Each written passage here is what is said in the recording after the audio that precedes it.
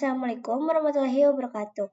Perkenalkan, nama saya Astianti Prasetya dari kelas 10 TKJ 1. Di sini, saya akan menjelaskan tentang networking models. Outline, yang pertama konsep, yang kedua TCP/IP model, yang ketiga encapsulation dan decapsulation, dan yang terakhir OSI layers model. Di sini ada konsep. Jaringan komputer mengacu pada perangkat komputasi yang saling terhubung serta dapat bertukar data dan berbagi sumber daya satu sama lain. Untuk terjalinnya proses bertukar data tersebut diperlukannya aturan yang mendefinisikan bagaimana kumpulan komputer agar bisa saling berkomunikasi. Nah, aturan tersebutlah yang disebut dengan networking models. Jadi, bagaimana setiap vendor dapat saling berkomunikasi dengan open standard networking models yang tersedia. Untuk saat ini, open standard networking models yang tersedia dan dikenal ada dua, yaitu TCP/IP model dan OSI model. Before open networking model exists. Di sini ada gambar setelah kalian membuka networking model exists. Selanjutnya, ada TCP/IP model.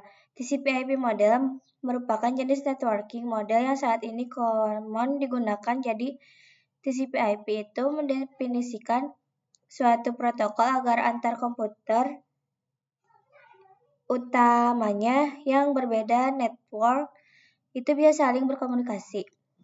Nah, untuk membantu dalam memahami, setiap networking model itu dipecah menjadi dua bagian kecil yang disebut dengan layer. Secara dokumentasi, TCP/IP model terdiri dari 4 layers. Namun, penerapan dalam real network TCP/IP model lebih mudah untuk dibagi menjadi 5 layers. Contohnya encapsulation, transport, network, data link, dan physical.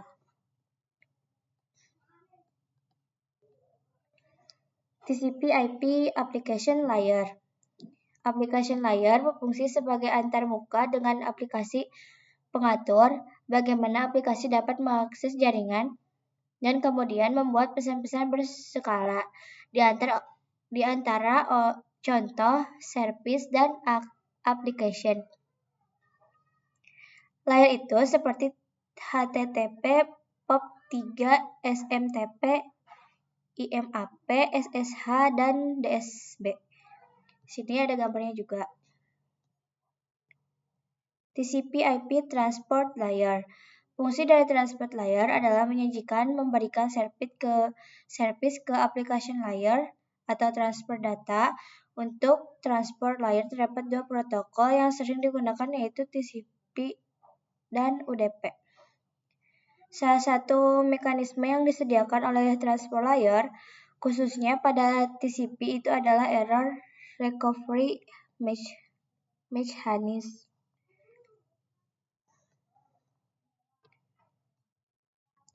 TCP/IP Network Layer. Untuk network layer hanya terdapat satu contoh, yaitu IP.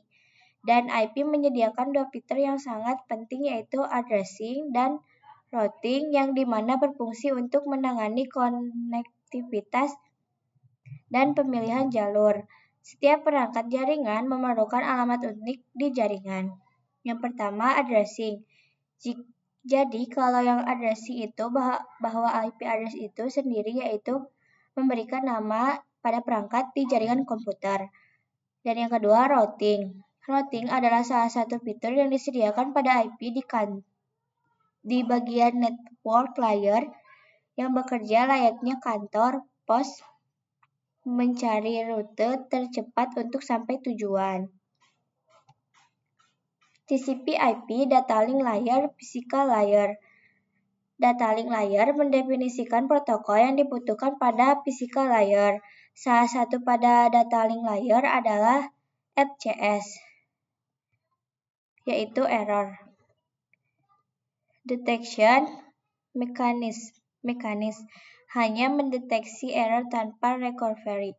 Addressing yang digunakan pada data link layer adalah MIC address. Physical layer mendefinisikan cabling pada satu jaringan komputer. mendefinisikan secara fisik apa yang digunakan untuk menghubungkan antara device. Encapsulation dan decapsulation. Encapsulation yaitu proses membungkus data dengan header pada data di setiap layernya. Adapun decapsulation, maka itu sebaliknya. Name of TCP/IP yang pertama, application layer data. Yang kedua, transport layer data, TCP header, dan segment. Ketiga, network layer data, TCP header, IP packet. Dan yang terakhir, data link layer data, TCP header, IP, DL header, dan DT Taylor frame. Di sini OSI model konsep. Untuk saat ini, model yang sering digunakan hanya TCP/IP karena untuk dari sisi perkembangan protokolnya atau modelnya, TCP/IP lebih dominan dibanding OSI layer. Namun, OSI layer biasa dipelajari karena mudah dipahami. Sebelum networking model ada, setiap vendor memiliki networking modelnya masing-masing. Karena setiap vendor memiliki networking model yang berbeda-beda, maka komunikasi antar vendor sulit dilakukan. Jadi, usaha untuk membangun suatu jaringan komputer sangat gede. Banyaknya vendor tadi itu bagaimana upaya agar tetap bisa berkomunikasi dengan baik antara vendor satu dengan vendor lainnya. Oleh karena itu, dibuatlah sebuah model atau sebuah standar atau spesifikasi minimum oleh ISO, International Organization for Standardization, pada tahun 1984, yaitu dengan nama OSI, Open System Interconnection, atau bisa juga disebut OSI 7 Layer Model. Dan yang terakhir, OSI Model Layers. Terdapat 7 lapisan layers pada model OSI. Yang pertama, application layer, yang kedua, presentation layer, yang ketiga, session layer, yang keempat, transport layer, yang kelima, networking layer, yang keenam, data link layer, dan yang ketujuh, physical layer. Lower layer berkaitan dengan user interface, data formatting, dan communication system. Upper layer berkaitan dengan bagaimana data itu mengalir. Di sini ada gambarnya juga. Sekian dari saya. Wassalamualaikum warahmatullahi wabarakatuh.